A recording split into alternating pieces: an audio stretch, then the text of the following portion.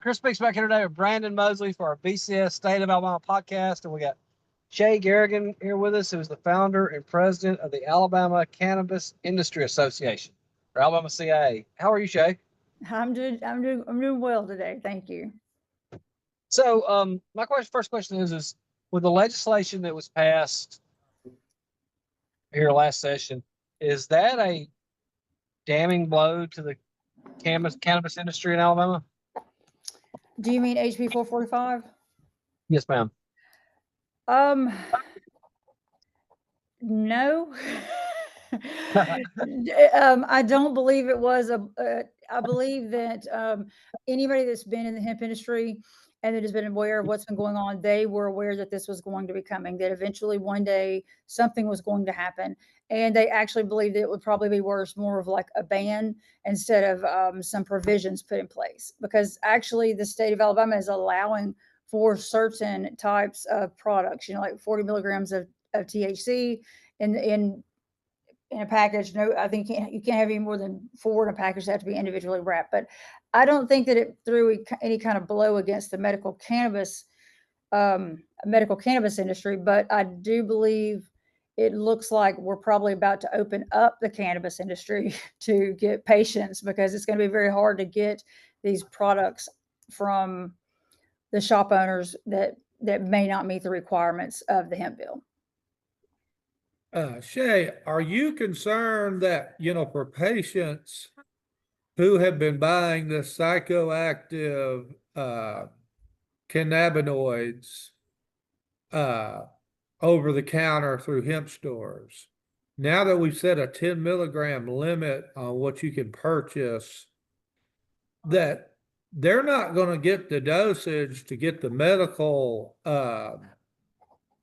value that they had asked for, that they've become accustomed to using self-medicating. And we don't have the Alabama Cannabis Commission still hasn't got licenses issued to for actual medical marijuana. So are you concerned that patients are now sort of in a catch-22 where, yes, you can buy hemp, but it's not high enough THC for any medical benefit, and you still can't buy medical cannabis? I wouldn't necessarily consider those people patients. I would consider them consumers due to that. There's not an alternative that's out there to pharmaceuticals. So I'm concerned, but I'm also, it's not a pharmaceutical grade type of cannabis. So, or it's not a pharmaceutical grade type of product that really anybody could be held accountable for if something were to happen to somebody in a district or in a municipality. So I believe that this is really forcing the medical cannabis issue to get people onto an actual medical program here monitored by the state that has a qualifying illness, and that this does get rid of all of the bad actors. Although some of the shop owners are suffering for all the bad actors, but I believe it always should have been something that was under a medical supervision or a medical type of program anyway. It's just gone on for so long that the only alternative they've ever had is to buy it at a gas station. And that's not turned out to be very well for a lot of people. Well, I mean, I'm not advising anyone or recommending that anyone self-medicate their issues with,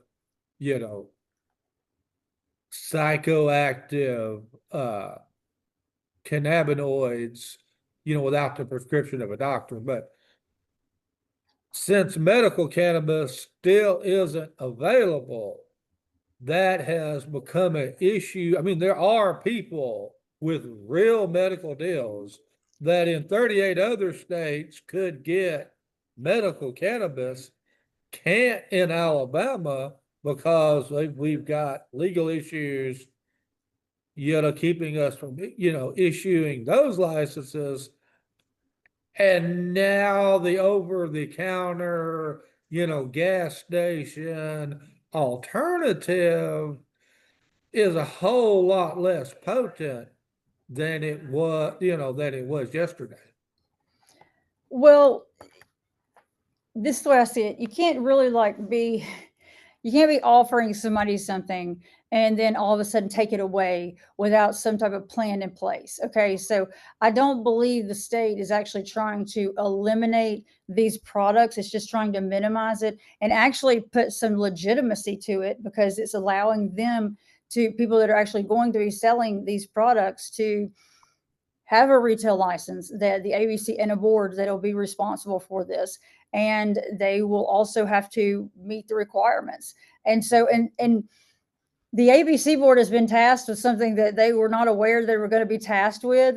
So they are working extremely diligently to try to get these products or these license applications and these rules and regs put together so that people that are going to be opening up a retail store selling, the gummies, there's gummies and there's CBD drinks that they'll be able to sell, and a couple of other things. But in order for them to do that, they're going to have to have a license to the ABC board. So I believe it's legitimized the industry, instead of like, hey, run down there to the convenience store and buy me a package of gummies because I can't sleep or something. Because you really, some of these products, you don't know what is in these products, and you won't find a product in the state that actually is manufactured or produced by a farmer or anybody like that is here in the state. And that's the problem. A lot of people that are being blamed for things that have gone on in other states, or let's just say outside of this country, that they're selling at these convenience stores, and we really don't know what's in them. Are you concerned that these raids right here are intimidation tactics that's going to try to drive people out of business or scare people away from not opening up a store? No, I believe that these have been ongoing investigations, and they just haven't been ongoing investigations. Let me put it this way. Ongoing investigations could mean that another shop owner that is competing with another shop owner down the street that may happen to be doing better than them, that possibly they have called and tried to get that other person taken out of business.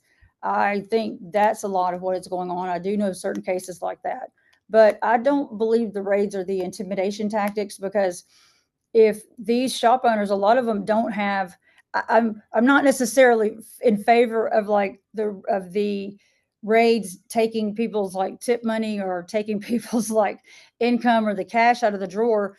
But somebody said, like somebody was saying the other day, a lot of that is cash based business, not a lot of it, but just when they're selling the flower. The flower is the main thing that is the big deal. I mean, that's probably like 80% of a lot of these guys' sales. And so these raids, it just actually makes it look like the state is serious. And I believe what prompted that is somebody came out and interpreted the rules as like, oh, we don't have to worry about anything until January 2026. And so when the Attorney General came out and said, no, actually the bill goes into effect in July the 1st. And we had went through that. So I believe these ongoing investigations that have been going on for quite some time, this was just the perfect time to go ahead and move in, because if they've got to have these products off the shelf, a lot of these people that have shops or convenience stores or what have you, they may not even be aware that this bill is in place. So I'm sure they're aware now that the AG is actually going in and taking products and testing them. And so, I don't know if it's an intimidation tactic, but just probably it's like just the right time tactic.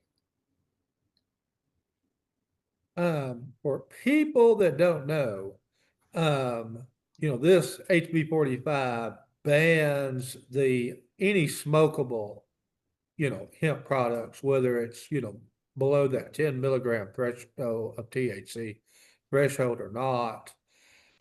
Are you concerned that consumers who are, want a smokable product, which is no longer allowed, whether it's psychoactive hemp, or even if and when we get medical cannabis, it doesn't allow for a smokable product, that those consumers will just drive across the state line and buy a product in Florida, Tennessee, Georgia, or Mississippi, where it's legal, like they buy their lottery tickets now?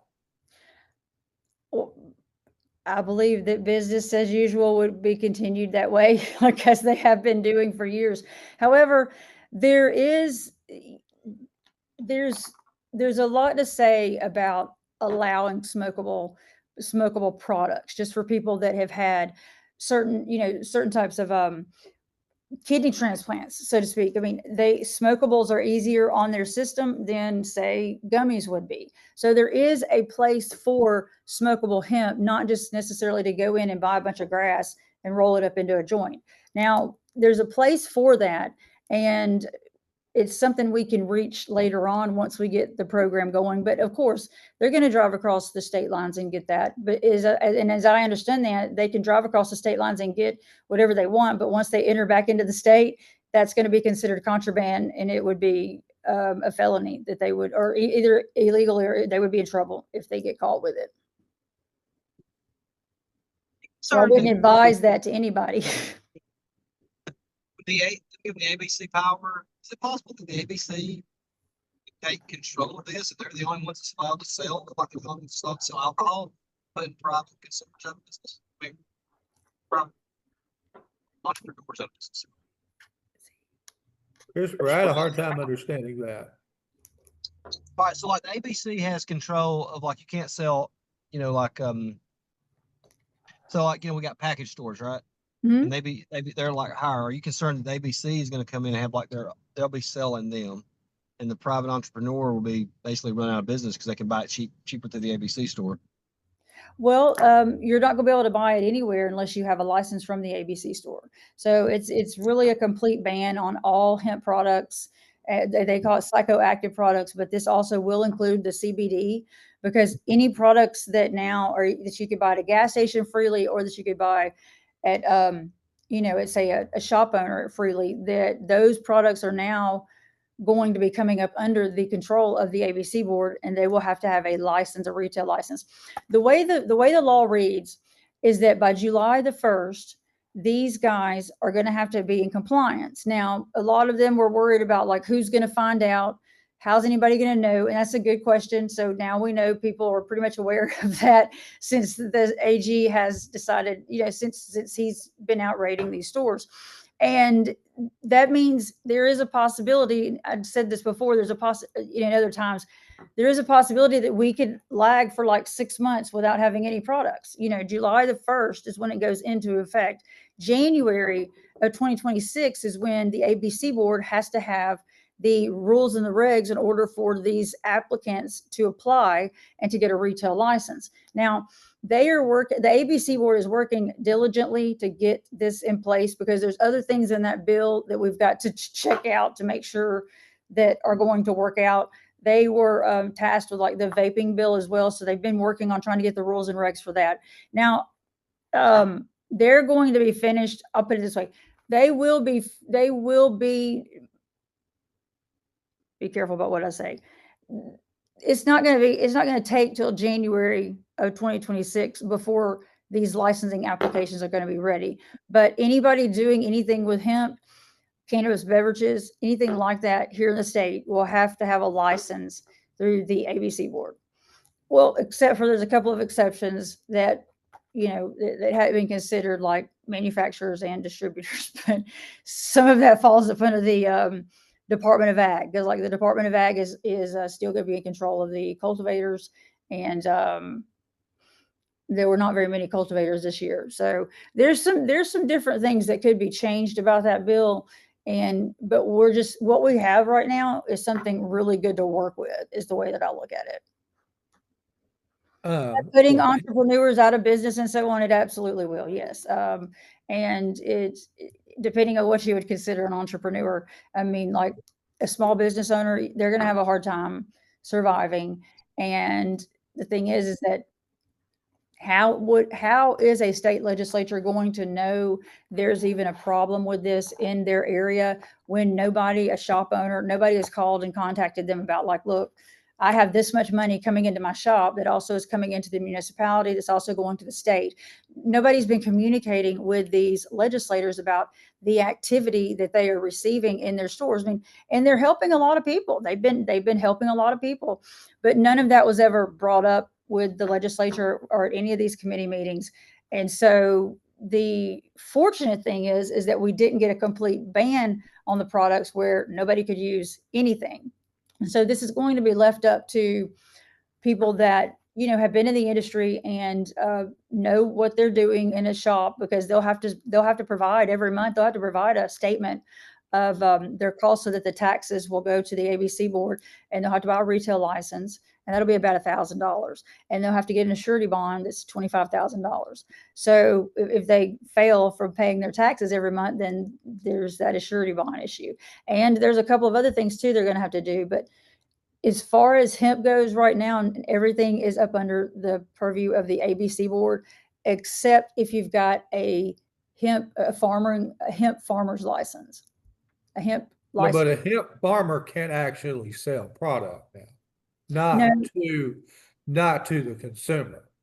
correct. They just, all they The can do is only grow. people that can sell, legal product, product that meets the state standard are licensed hemp vape shops and grocery stores that Certain. have it in a special manned hemp selling section, kind of like the tobacco counter.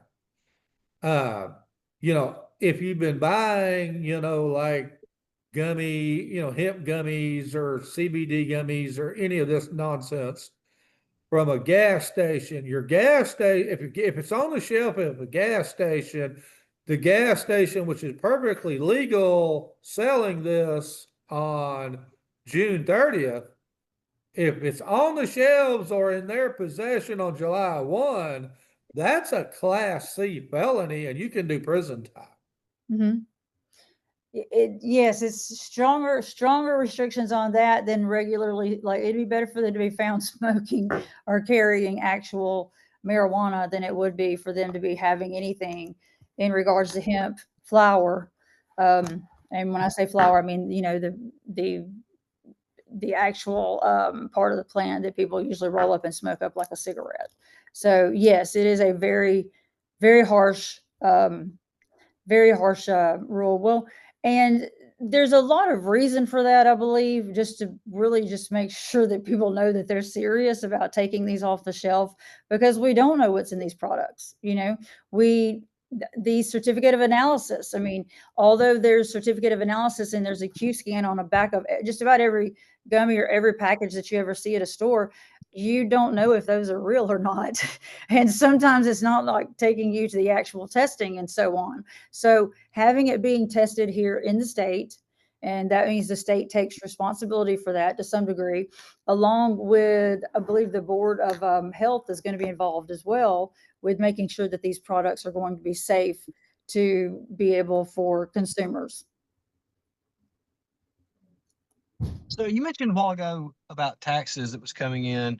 I know last winter I was talking to Brandon about this, and I thought about looking into something. Are you familiar with, like how much of the stores bringing in tax revenue, as opposed to like marijuana arrests that are, taking people? We're not clogging up the court system with that anymore.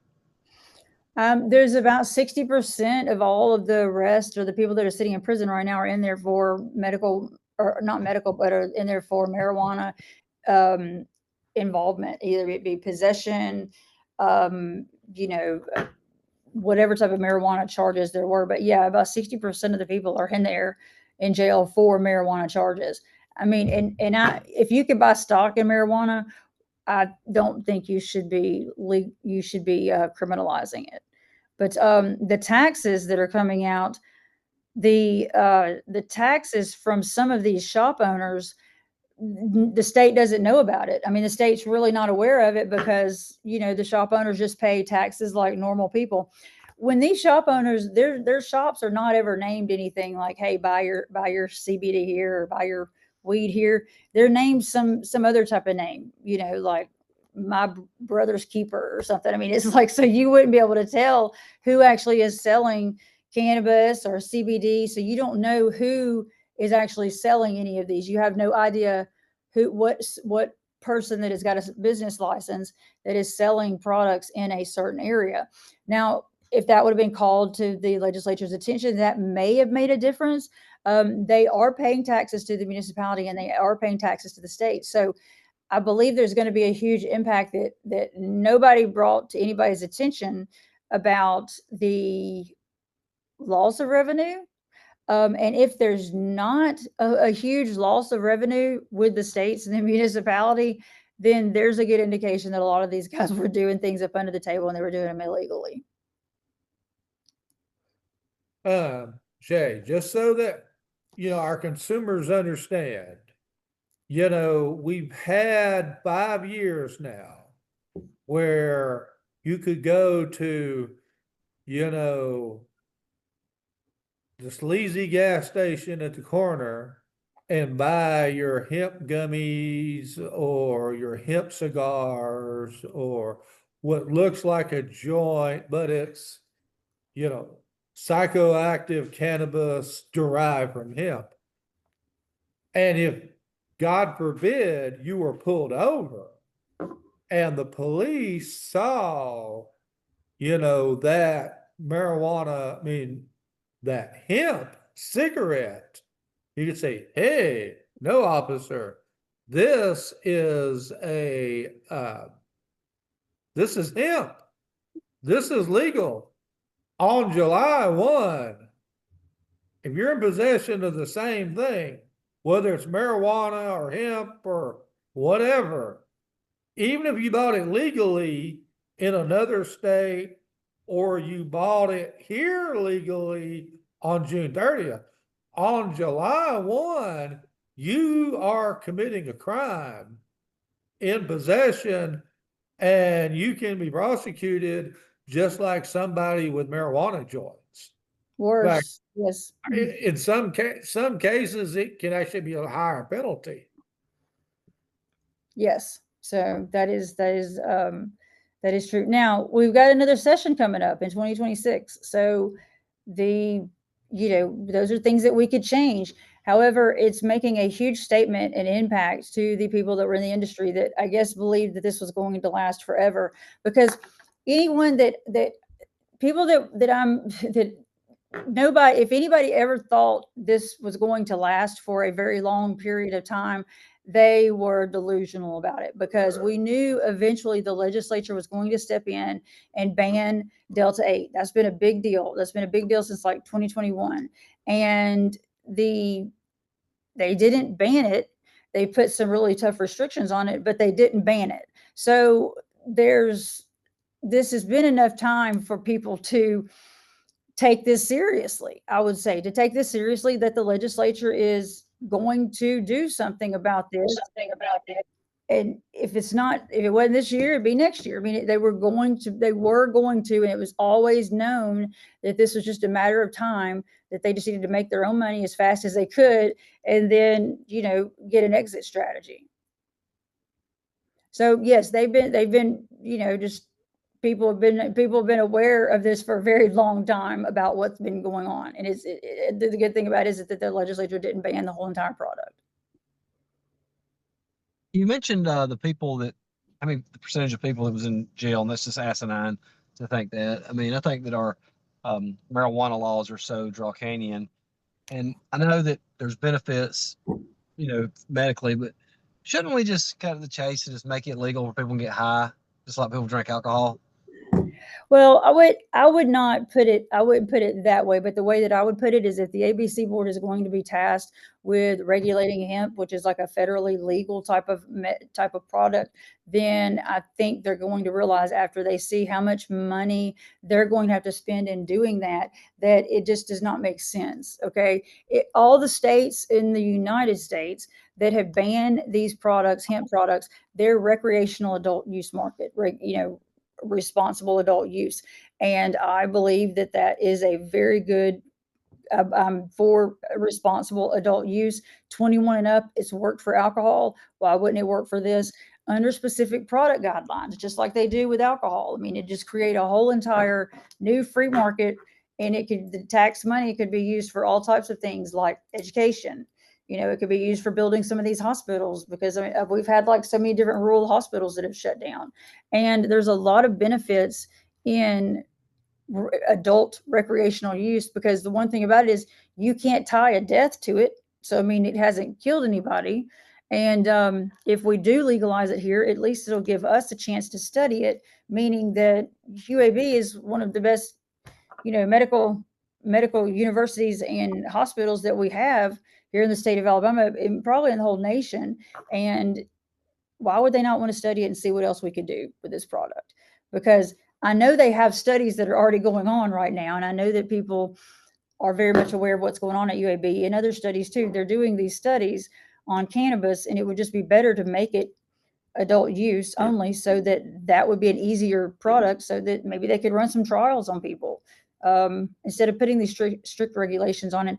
The amount of money that could be made for the state in taxes alone, I mean, would be absolutely phenomenal. I mean, I don't want to say I don't want to tell you what it could support, which a lot of people would, that I don't support, but there's a lot of people that are in jail right now that, if they're trying to, I would hate to say that they're trying to build bigger prisons. I mean, it wouldn't take them very long if they had adult use recreational, if they had a responsible adult use, you could probably, garner that much money in no time. I'm saying within 6 months or so, because now people will be coming to Alabama to buy it. They're going to other places now to buy stuff. They're going to other places to do so many different things. And there's a lot of things, but I would be more or less looking at it for educational purposes, because there's a lot of kids that can't afford to go to school, and there's not many resources that are out there for that. And get them involved in maybe cannabis cultivation. There's a lot of different areas that you can get involved in with cannabis. I mean, the entire plant itself has so many different uses for it. It's not just smoking pot and getting high. A lot of people and a lot of studies have been done that this has, cured or either made their symptoms less. And I'm trying to be careful about what I'm saying, but this has been used as a medical product for a very long time, not just as some street junkie getting high. Jay, the state has a medical cannabis program, and you and your association were instrumental in helping pass that, even though it's never actually been fully implemented. Given that we have a medical cannabis program and that you can legally obtain psychoactive hemp products in the state, we did not ban psychoactive hemp, although we did ban smokables and, brownies and all those kind of weird, Doritos, you can still purchase cannabis products. I don't see where there's any demand whatsoever, any appetite in the legislature whatsoever to pass any sort of recreational marijuana legislation ever. I mean, certainly this legislature. No, I mean, the way I'm speaking about it or what have you, I mean, of course not. But like Tennessee had a bill, and they did like pot for potholes because the streets are so bad up there in that area. Now there's a lot of people that have loosened up. I mean, Mississippi was totally against gambling for the longest amount of time, until they figured out a way to allow people to gamble. Now this is a new industry, okay? And what's been going on at the State House is that you've had a lot of these advocates, that have tried to basically talk to these legislatures about things that they don't care about, to be quite honest. I mean, unless they are donating to their campaign, there would be no reason for anyone to be sitting and listening to an advocate about how well cannabis has helped their life or changed their life or all this type of stuff. Totally the way that everybody's been approaching it, it does make it look like they were lined up to go to drug court. But there are benefits in this.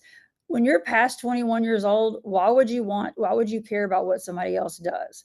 Okay. So, I mean, now if we're talking about younger generation being able to access this, that's not what I'm talking about. I'm talking about past 21. If you allow alcohol past 21, then what's the difference with a responsible adult use, responsible adult use cannabis? And there's a different way to use that and a different way to approach that.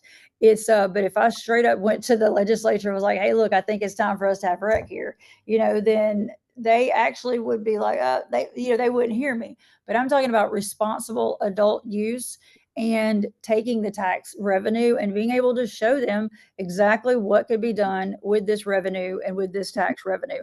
It could definitely help increase the state on a lot of things. And a lot of these areas that are very deprived, it could rebuild and help some of these areas. Now, there could be restrictions on that, just like there is on alcohol. Some places in the state don't allow alcohol. Some of them are dry, some are wet, some are moist. So it's like, it's not saying like just when you say legalizing responsible adult use, that's going to take some time to figure that out. I mean, it couldn't be just released. I mean, like what products would they be able to sell? And it could be limited just to, certain types of products that were sold and certain types of people that were allowed to have a license to grow it here in the state. But this industry is so new, especially here in the state of Alabama, where we haven't even hit the ground running yet. We hadn't even cranked up the car. I'll put it that way. And so with an industry that is as new as cannabis, and if you compare it to the, say, ABC board or the alcohol industry, they've had a chance to trial and error for a very long time. They've been doing this, a long time, like back in the 1930s or something. So we're just here at the beginning stages of cannabis as a whole here in the state of Alabama. And I think that what's happened with HB 445 is a good step. I think once the ABC board gets a really good wraps their head around it, it's going to look like the money that they're bringing in for hemp, because I don't believe there's going to be any money at all, much at all. I don't see how anybody's going to be making any kind of money, the state or anybody, with hemp, that there's going to be another alternative that they're going to be looking towards. I mean, we've seen the people kind of ease up, like with Colorado and California and other states on marijuana. Do you know how it ever got to this thing that where pot was just this evil that led to all the ills of society? You want me to be truthful? Absolutely. I mean, no, yeah, I think that it was the reefer madness. I think that it was a way for the government to control the use of marijuana. Because see, the use of marijuana, and they would say that Black people would rape the white women if they were high on marijuana. So that's not a marijuana is not a substance or a plant or anything that, African Americans would use. I mean, at that time it was heroin. And so, I mean, so they would try to say that the public, like, hey, if they get high or what have you, that they're going to rape all these white women, and just scared the heck out of them, is what I think. I haven't even seen Reefer Madness, but I do know the research that I've done on it, that was what it was. And there was, and, in black people, I hate to even refer to them like that, but I'm just saying, people that don't look like me, that's not what they were into. They especially back in that day. And I don't believe, I think it had something to do with Nixon, but I don't know how it got to be so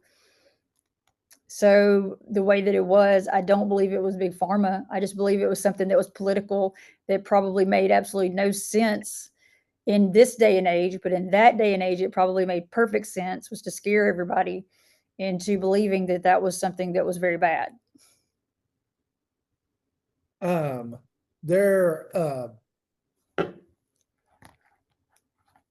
We are been, you helped pass the medical cannabis bill back in 2021. This is 2025. It's still illegal for anybody to sell medical cannabis. I mean, you can have 10 medical qualifying conditions. You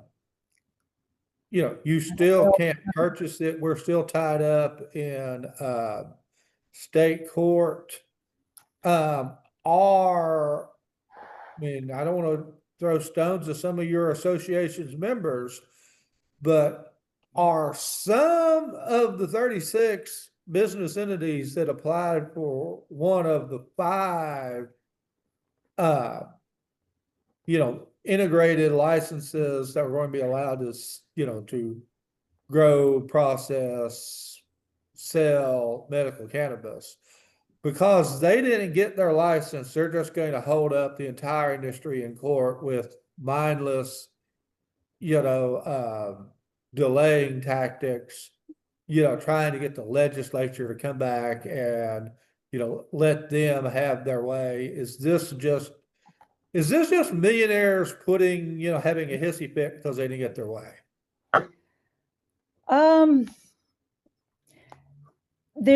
Okay, so Bragg Farms has dropped out. They have asked to be dismissed from the case and be released from the application process. So that only leaves about 3 different people that are going to be suing the AMC. Enza was a company that was given a license, issued a license. I believe it was the second time, and Gemstone was issued a license the second time.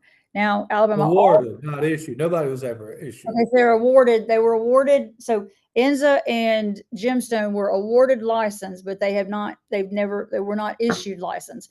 Now, Alabama always has not fallen in the top 30 with their licensing venture here. So there's 3 people that are there and that are fighting for these license.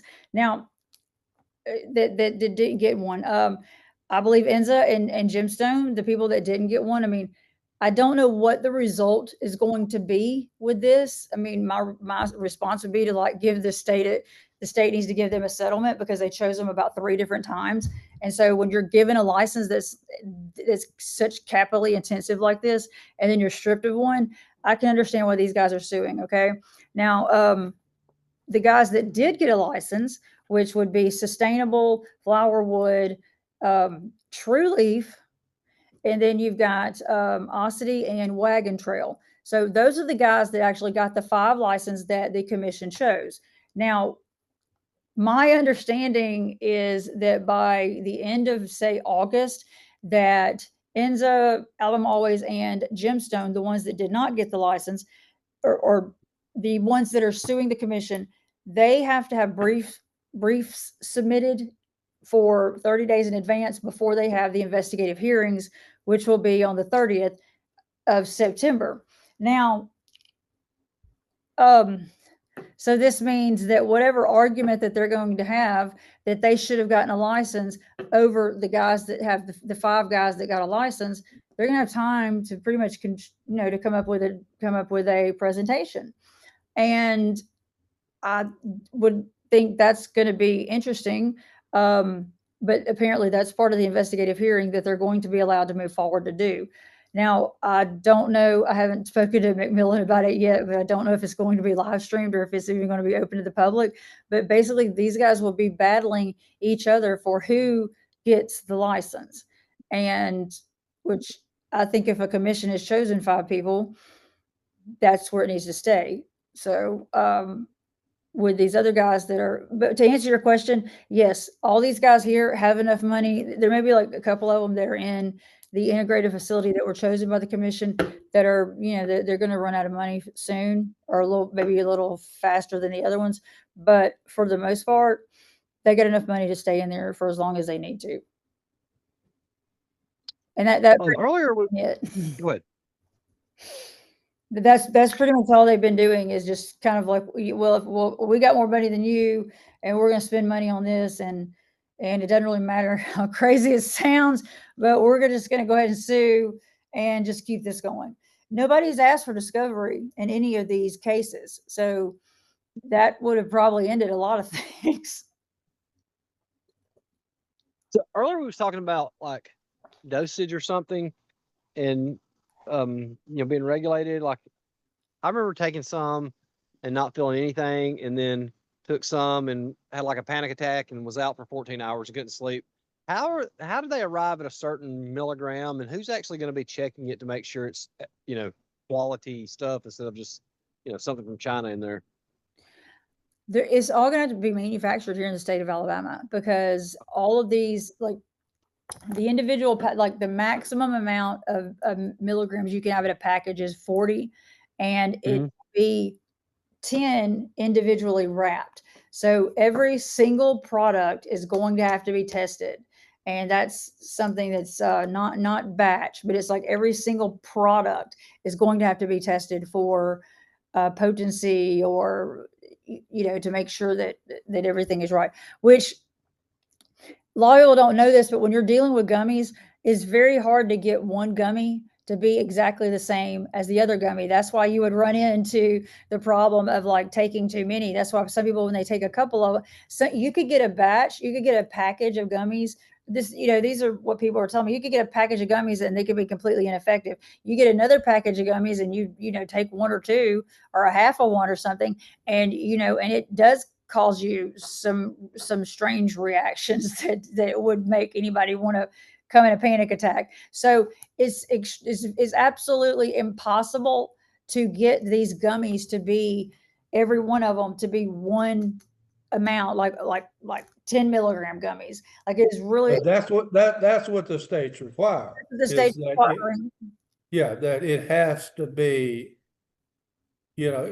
what it says on the package, if we test it and it's supposed to have 8 or 10 or whatever, that it has to have 8 or 10, or, there's something wrong, it's going to be tested. So, if you're manufacturing, that was part of the problem the state ran into, is that some of these people, their manufacturing processes weren't consistent enough where, they were supposed to be 20 milligrams and some were 25 and some were 2.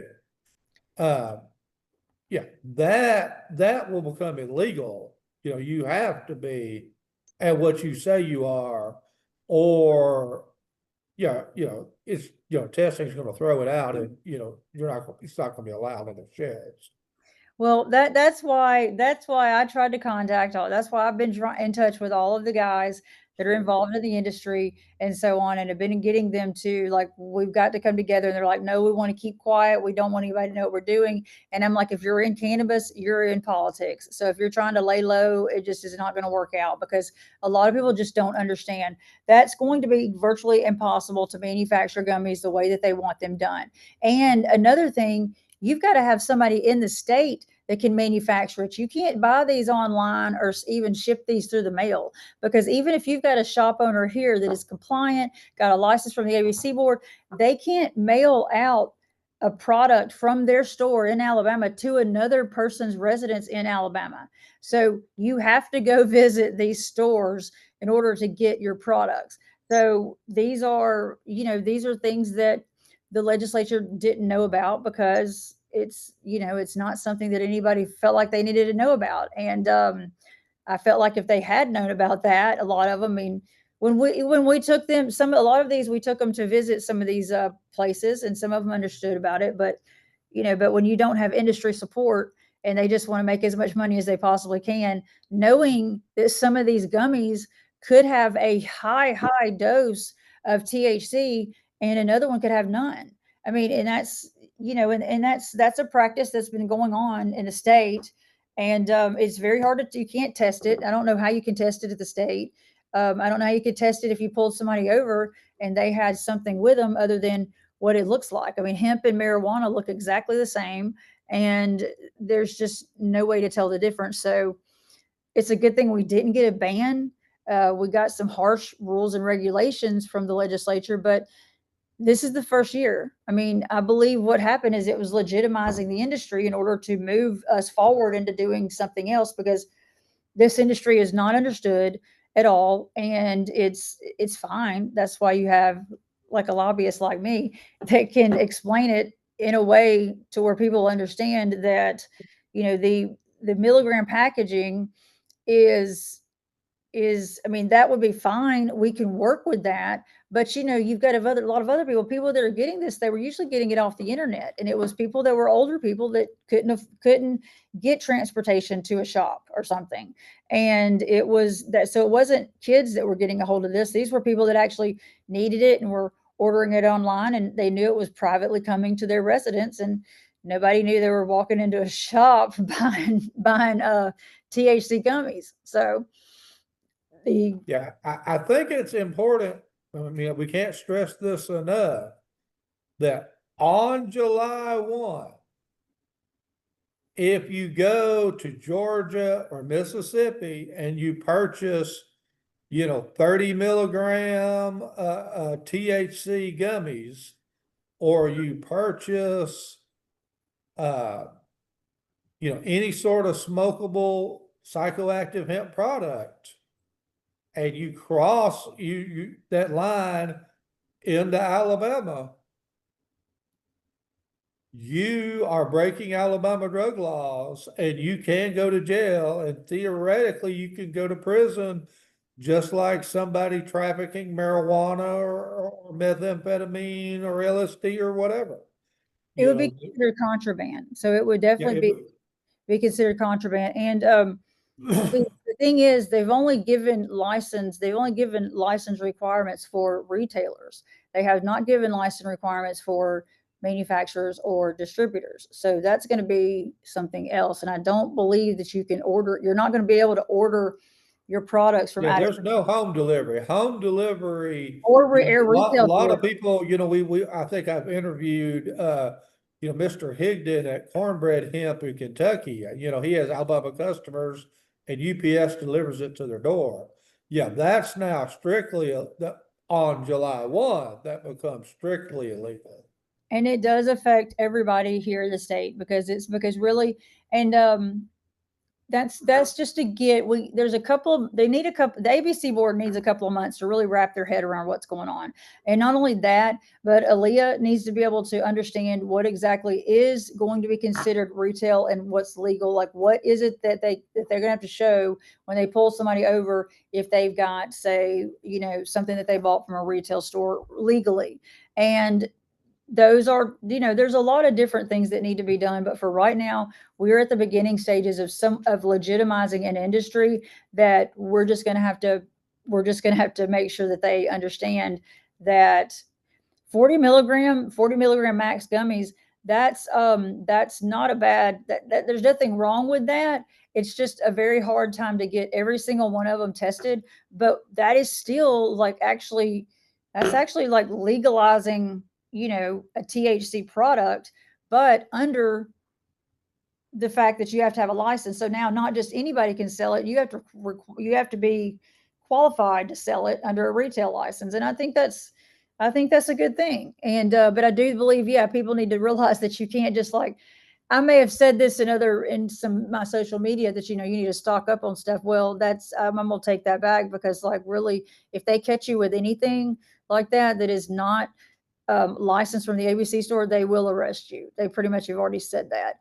And the ABC board will have the rules and regs done pretty soon. They're going to have them done before January, but there is going to be a lag time there where they will not have people will not have access to these products. I believe they'll probably have to shut their stores down, and a lot of people may be going out of business.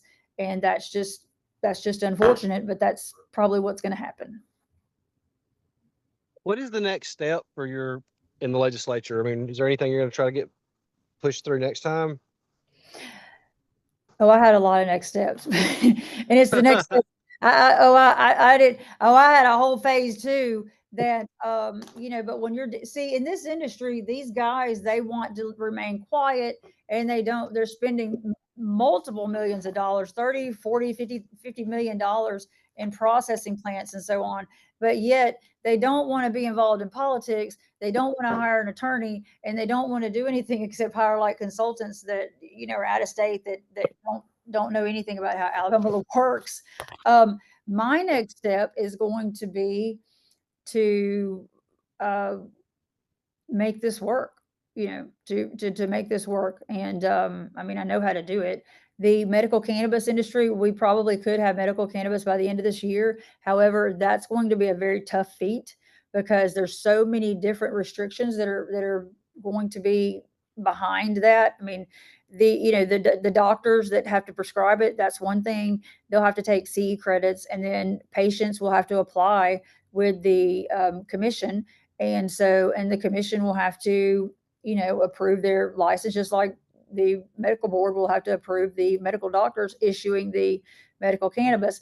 And it's, right there with me, there's a breakdown in communication, and well, if they're going to certify a patient to get medical cannabis, well, what are they certifying the patient to get when they don't know what dispensaries when they don't know what their dispensary is holding. But no, there's a whole system that I have a 501c6. The Alabama Cannabis Industry Association is a 501c6, along with the Alabama Hemp Industry Trade Association is a 501c6. So there's a lot of different things that I do have planned. The main thing is to find out who actually is serious about surviving in this industry and who is just wanting to sell their license and or just have a something up on the wall that says, "Hey, look, I won me a weed license here in Alabama." You know, finding out who actually is serious about medical cannabis patients and the patients, and trying to really work with these patients and hiring people that know what they're talking about. There's some of these universities are doing research on this, and I believe that there's a lot to be learned and a lot of things that can be done, and research and education that could be done about medical cannabis. It's just the guys that are involved in it right now, not all of them. I would just say maybe one of them or two of them, three maybe, that you know, they just kind of feel like they're out there on this island, and everybody should know what they have, when every single vertically integrated license holder, processor, dispensary license holder, hemp dealer, shop owner, every last one of them has their own technique and the way that they do things, which is fascinating to me. None of these guys do things the same. And I'm saying that in a way to where it's a very ingenious industry. I'm not saying anything illegal. I'm saying like it's a very ingenious industry where, you know, they've figured out how to do certain things that has been very impressive. And that's one of the reasons why I'm involved, is because, you know, what one farmer grows, it can look completely different, and they grow it a different way than another farmer.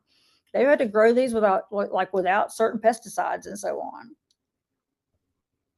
I don't want to throw you under the bus personally, but in this past legislative session, did you and the other associations, lobbyists, you know, the industry, did the hemp industry and the cannabis industry get outgunned in the legislature by the alcohol industry, who sees themselves as losing market share to the hemp and marijuana industries?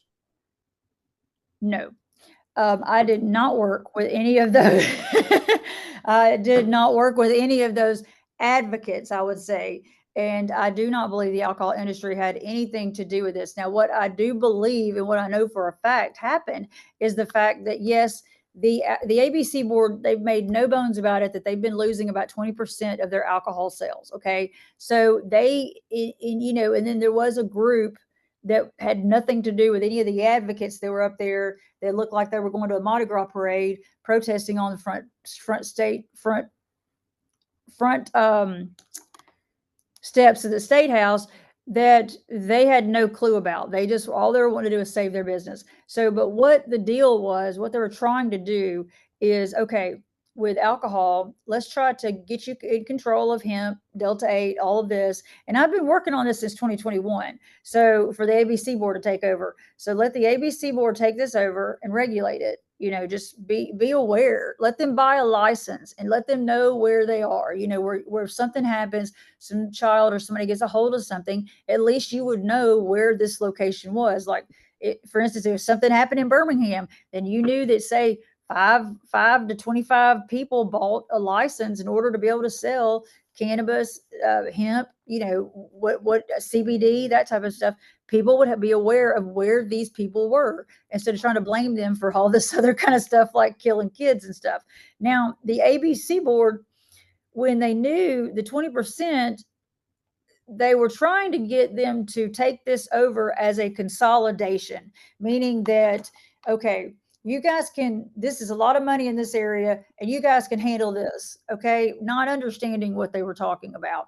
And they wanted something from the ABC board that the ABC board did not want to give up. And I think the RTDs is what we've been talking about. And that's a big thing in the legislature. And so that was what the alcohol industry wanted, was the RTDs. They didn't care anything about the ready to drink cocktails that are mixed up that they Yeah, wanted the grocery stores and in the convenience stores. they wanted them Cocktails everywhere. in a can is what the industry calls them. Yes, so they wanted, that's what they wanted with RTD. So in their strategy, it was to say, okay, well, we're see, because that's basically the only way the ABC board is making any money is with those RTDs.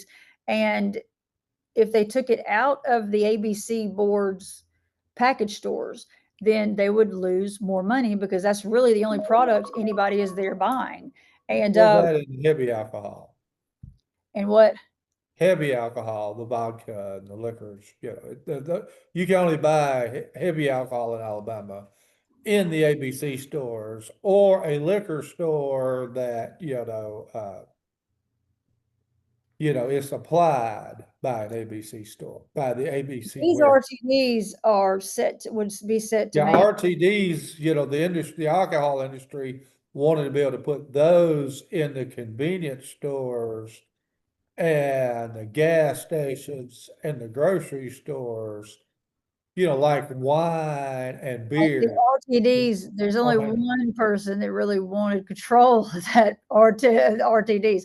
Only one person wanted control of that, and that is a multi-billion-dollar industry. Okay, so that means that would be taking all the income away from the ABC store. So, in order for them to try to compensate for that, they were saying, "Hey, you guys can take over the hemp industry." And I'm like, "Wait, why would you do that? Why don't you, I mean, like, to even recoup any money that you guys have made over the years? Why don't you make it responsible adult use?" Now, I don't, the alcohol industry, nobody got what they wanted this year. The alcohol industry didn't get RTDs at all. They didn't even get, they barely got the cannabis drinks. I mean, they were able to get those. There was something about vaping. They were allowed, they got something with vaping added, but nobody really got anything. So it isn't like anybody was upset because nobody knew what they were talking about as far as it goes with hemp. I mean, so there's nobody, if you hear people out there complaining, you can't even actually pick out what it is that they've complained about, except for the fact that they're not going to be making any money because they're going to go out of business. But the guys that are doing the medical cannabis, like the grass in the can that they refer to it as, they're not going to be affected by this, from my understanding. And they don't mind. But the franchising agreement was a huge deal that the alcohol industry wanted to be added to that bill, and they couldn't come to an agreement on that. So that's really, it all had to do with the ABC board and what was going on over there. But it really just, hemp was just something that was just like, oh, let's just regulate hemp, like I always said, the best, if you wanted to dismantle the ABC board, the best way to do it is just go ahead and give them an industry they don't understand, like hemp, like medical, something like that. I mean, look at how long it's taken with medical cannabis. But I don't believe the alcohol industry was extremely, they didn't, I mean, if they've been doing the same thing for 4 years and lobbying for the same thing for 4 years, then there's a problem. I mean, what would you think the problem would be? They apparently don't have enough support in the legislature. I wonder why they wouldn't have enough support in the legislature.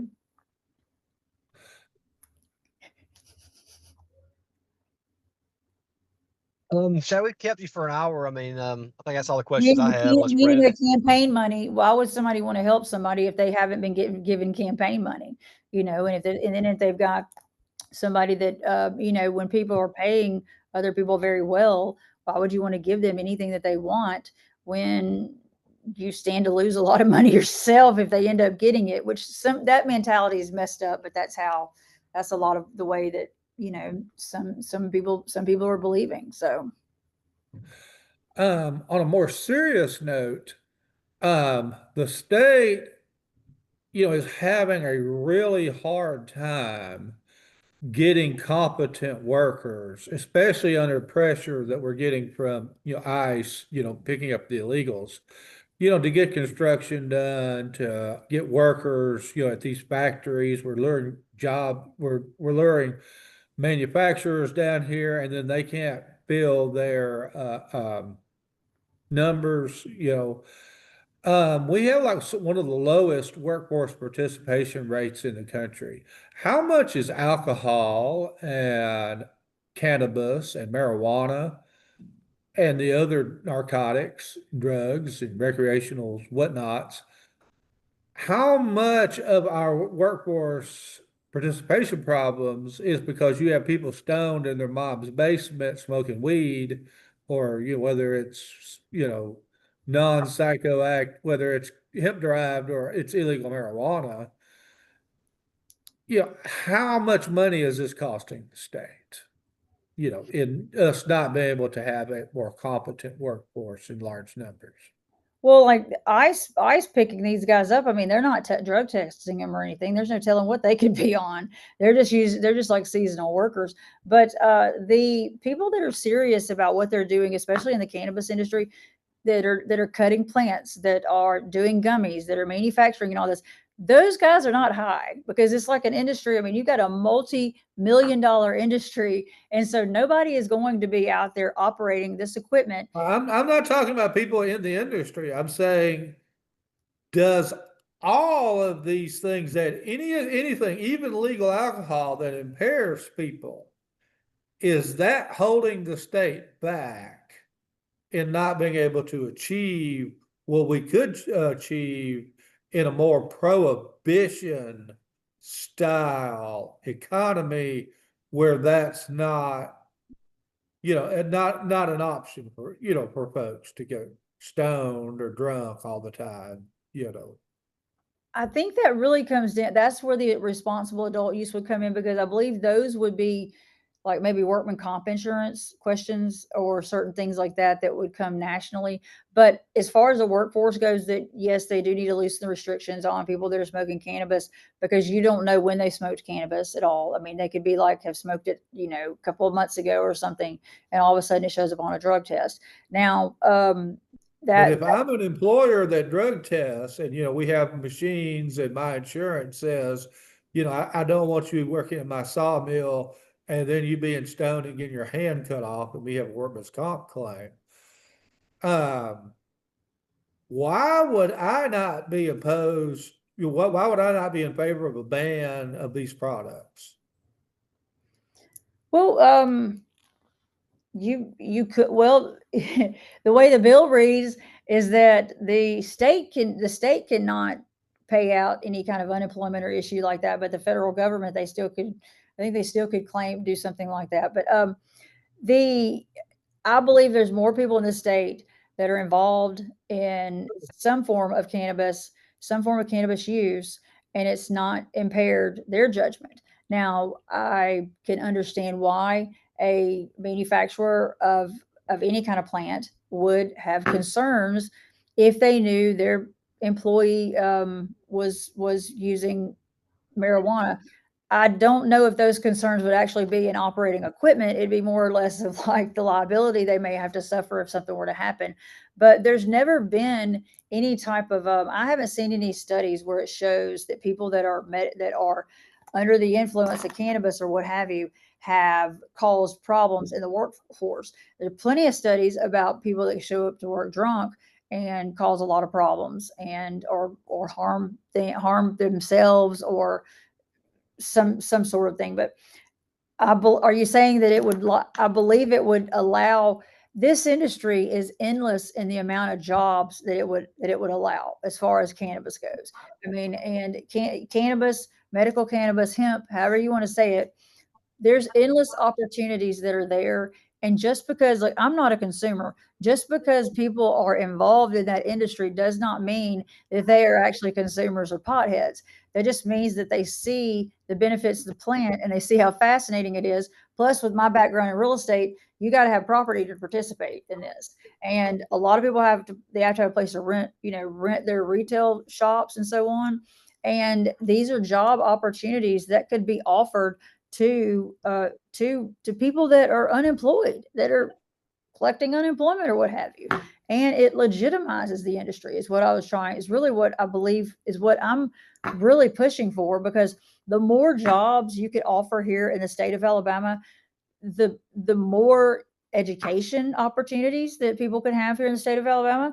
and the more grants that, or scholarships or so on that could happen, we could probably even do a lottery then. I mean, there's no telling, but the tax money alone would be, and not just anybody could jump into doing cannabis. I mean, you'd have to have training. So somebody's going to have to train these people to do this, and training and being fascinated by a plant is totally different than somebody that's just smoking it all the time. I mean, somebody that there's doctors I know out there that believe in it, and they medical doctors, and they are consumers themselves, and they have no problem with it. Now, they're not going to admit that, and there's attorneys out there that do the same thing, but like a lot of professionals that I know, these, you wouldn't know whether or not it hindered their progress or whatsoever. So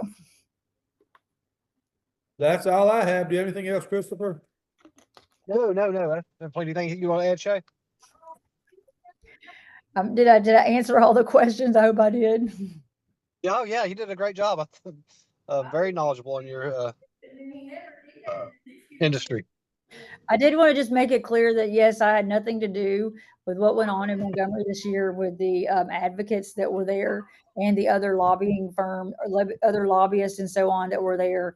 I stayed clearly away from that because I already knew what was going to be happening. And so when Brandon asked that question, I just wanted to make sure that everyone knew I was like completely separated from that. And so there's nothing, no part, no connection. I'm talking about the total hemp cannabis legislative team. I don't know what team any of those folks were playing on, but it's like, and I don't even know if they knew what they were up there for. I believe they're just impressed by being in front of legislatures, and they didn't even know their own legislatures that they were working for. But no, I had nothing to do with that. That's the reason why you didn't see me at the State House a lot, is because I did not want to be involved in any of that.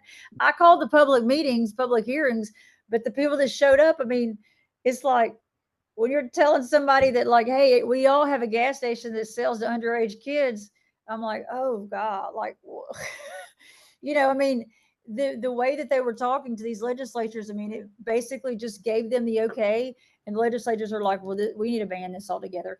That was very hard compromise bill. That bill would have been banned if it would have been left up to just a certain amount of people, and it was not made any better by the people that were up there thinking they were doing something good by wearing pins and weed shirts and weed necklaces and all this and smoking pot outside of the committee rooms. And so, just to make a point for some reason, I don't know, but I had nothing to do with any of that. So,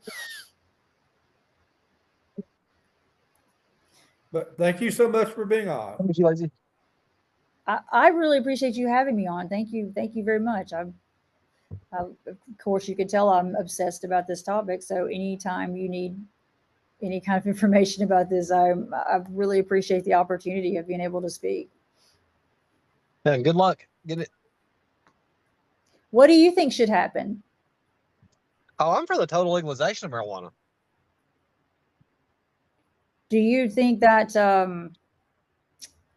how do you think that would get, when do you think that would happen? I don't think we're that far away from it right now. I don't think mean, it'll just happen in think- our lifetimes. Not in Alabama. Oh, I think you'll see it. You'll never see At it. first, it's going to start at I the think we federal need to do level. a bit. I think we need to do a bit because I believe we are a lot closer than people think we are. I mean, we just Yeah. seen the feds move it from one classification, move it down. I think very Yeah, but soon. the feds legalized, psychoactive hemp products in the Farm Bill in 2018. The Alabama legislature just tossed that on its head. Alabama's moving in a different direction than the Fed is. I understand, but I think before you can go to a legalization overall, it has to start at the federal level. And once it's decriminalized at the federal level, then you can decriminalize it here. I mean, to me, the amount of money that could come in for this and what we're prosecuting people for and putting money in tying up in the judicial system is just. I don't it think makes no sense Alabama to me. wants to be Colorado.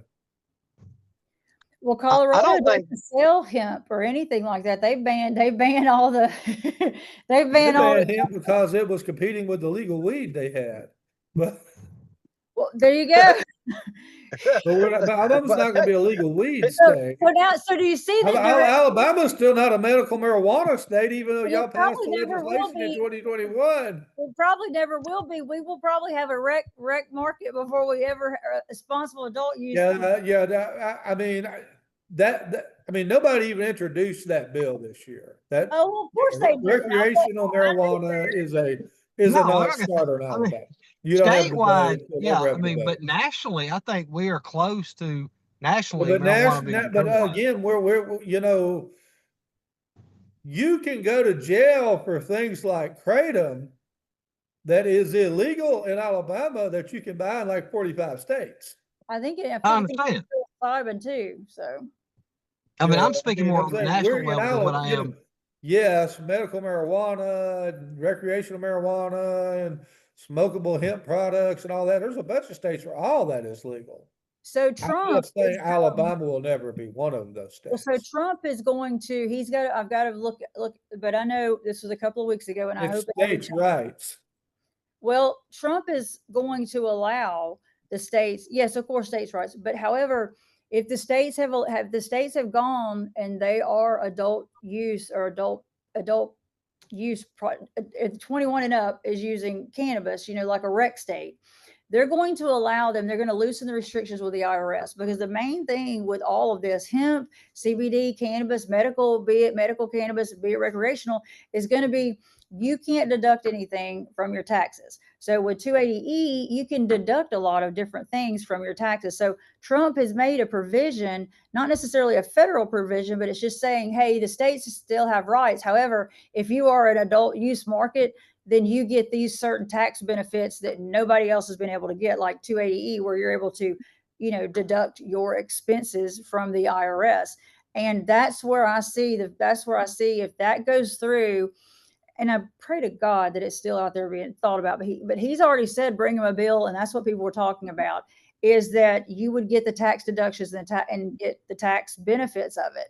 Now, potholes in Tennessee, that was probably that was like a love letter. I feel like Tennessee wrote to me about that bill, about legalizing adult use recreational or adult use marijuana. And they don't have a medical cannabis program at all. Did that bill pass though? No, It didn't pass. I mean, it did not pass, but they did veto the attempt over in Texas. So Texas tried to ban the cannabis, being the psychoactive hemp product. Governor Abbott, rather than taxing or regulating like Alabama, Governor Abbott's, the legislature was voted to ban entirely, and Governor Abbott vetoed that. But Just because that bill Texas didn't pass was this gonna revisit first time that. in Tennessee, doesn't mean it's not going to pass the second time or third time or fourth time it's brought up. Oh, if you've ever read it, I mean, like I said, that is my love language. Texas may have a special session later this summer. Yeah, To they do what will. Alabama did and tax and regulate it. Well, I don't know You've about got to that. listen to Governor Abbott.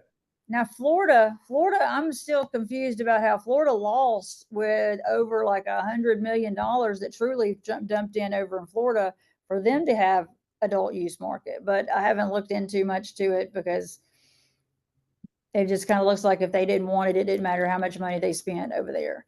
And, but you've got these states, these southern states. I mean, Georgia's got a program. Mississippi, I mean, it's got a medical cannabis program. Alabama will have a medical cannabis program in however many years. We don't know. I think Alabama will be the first state that bypasses medical, and they will go straight to use. Not happening. It is. The stage is set for that to happen, because now with the ABC board having it under control, they'll be like, wait a minute, we're regulating these products that nobody's going to be using, because they'll go wherever they can to get them. I mean, gummies and stuff, people will buy them, but it's, if you've got to go to a store and buy them and all this, it's like, it's just too much trouble. But in the state, I don't think the state gave the ABC board any money to regulate. Yes, they did. But they gave them the 6%. Was it a 10% tax on all? Is that all? Did they have it in the budgets or anything? Well, no, they gave it's not budgeted money. All of that tax goes to ABC board for enforcement. And they also got a 6% tax on vapes. So, I mean, ABC already had $400 million a year in profit, and now they have two new taxes on products that they've never taxed before. But they You have can buy, but give me 10% of all the non-psychoactive, I mean, all the psychoactive hemp products sold in Alabama. Yeah, I can hire a few ABC agents. Do you know how many people applied for a license, or how many people are actively cultivating hemp here in the state of Alabama? Like 35 applied, 25 are probably active. And I may have, that may be an inflated number, because it used to be like up in about the Yeah, 200s. now that you can't sell the flowers, I don't know, many will be planning that next year. And But that's we the thing. really don't have a hemp fiber industry in Alabama, though you and others have tried to start one. That's my love language there. Now, but this is the thing, is everything has to be manufactured into the state.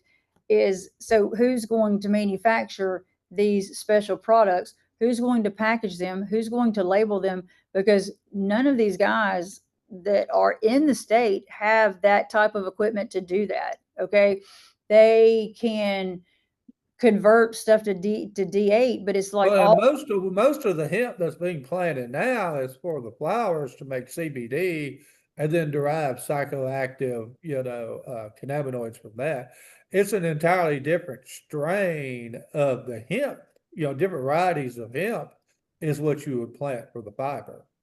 well, and a lot of those are speculating, hoping that they can get some type of industrial contract with someone around. Yeah, we need sort of a manufacturer of like hemp boards or hemp t-shirts or something. Well, and That's these textile mills back to work. all the guys that are doing the hemp, they've saved every bit of their fiber. Yeah, I mean, it's a byproduct now, but I mean, to really get into hemp fiber, that's when you're planting, 1,000-acre fields of it with compounds of the 1,000-acre. Well, but the USDA has the certain requirements where the fiber type. it's called the variety of, it's called a certain type of variety of hemp, and so you have to have so many different plant years, like 7 to 10 plant years, in order to get certain types of varieties. But now industrial hemp is can be used for a lot of different things, especially building materials and like car parts and so on. And so that is now, of course, you have to change the universal laws to do all of that, but I believe Alabama could lead the charge on a lot of that. And I've spoken to a lot of different people about it. But with medical cannabis, I believe that that is something we possibly could have by the end of this year. But I would bet my money, if I was a gambling woman, on the fact that it just seems to be a lot easier to do an adult use program than it would be to. That legislation is not passing, especially not during an election year. It's staged really well at an election year. So it's a lot of people are upset right now because they really are truly going out of business. They're losing a lot of money. That look, this industry is like Fight Club. We know about what goes on, but we don't talk about Fight Club. Okay. So, but a lot of people are upset about this, and people that are upset about it are people that other people don't know are upset about it. I mean, these could be pastors of churches and so on that, that were consuming these products, and now they're no longer available. So we don't know the amount. I mean, I would venture to say there's probably 75, it may be 80%, maybe 90% of the state of Alabama. And this is in the older generation. They have had the gummies either delivered to them, or they have found a shop that they enjoyed going to. Yeah, I think you're exaggerating the size of it, but there are a lot of people that have been 68%, a lot more than 50, I would say. But derived from hemp. Well, they're doing CBD. They're doing something, and then the doctors, I'll tell you, the doctors are wanting to get their patients on pain medication. And so, and they're not seeing any results with the pain medication. Even if you get down to Epidiolex, which is what is the synthetic marijuana, that's only 60% effective, and it interferes with other medication. And that's what really drew me in. That was fascinating. I was like, well, then what's wrong with a natural product that grows from the ground and can help children that have seizures and so on? Like so I'm the why girl. I always ask the why have we not done this and why have we not done that? And I really have not been able to come up with a good reason as to why, except for people that are in this industry, you know, I should say the lobbyists love the money, and that's the reason why they keep on making it like a problem that we're not, that they don't want, you know, they don't want it passed. So Well, thank you Like I for said, being man, on, just get Shay. on. Thank you. thank you guys for having me. I really enjoyed it. Enjoy your Friday. You too. Thank you.